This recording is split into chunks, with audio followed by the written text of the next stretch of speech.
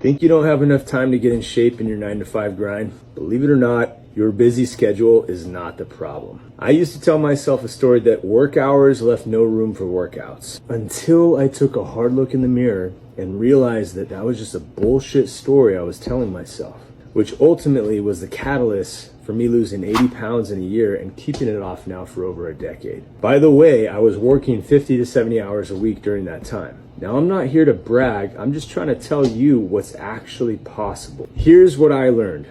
We often equate busy with productive in our work, but also how we approach fitness and getting in shape. And that's usually never the case. Audit your productivity and efficiency at work and with your fitness routine. Forget unrealistic gym bro routines and fad diets. You need efficiency and consistency. With the right plan that meets you where you're at, stacked on top of increasing productivity in your workday, you can get in top shape and boost performance without sacrificing time towards your business. Now, here's how I went from making the excuse of not having enough time to making the most of the time that I did have and ultimately transforming my body. Small changes stacked up week after week made all the difference. Starting with the low-hanging fruit in my diet, then systematically reducing certain foods and throwing in a bit of intermittent fasting to make getting into a caloric deficit easier. I started doing everything I could to increase daily activity and get my step count up. Taking walking meetings, post-meal walks, 15-minute walks as many times as I could, throwing them in little breaks here and there.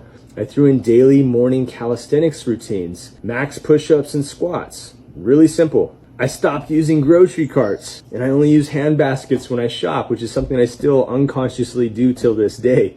My wife, she laughs at me every time because I'm basically deadlifting our groceries in the grocery store. I made it a non-negotiable to park on the far side of the parking lot. Started going on more hikes on the weekends. It's all about finding those opportunities and making achieving a caloric deficit and increasing activity easier on yourself. If you're skeptical, give it a shot for the next 3 weeks. What do you got to lose? Pick one new aim each week for improving your nutrition and one new aim for increasing activity week after week. You'll be surprised how fast these small changes will stack up to massive results. For more tips, check out my other videos on your side.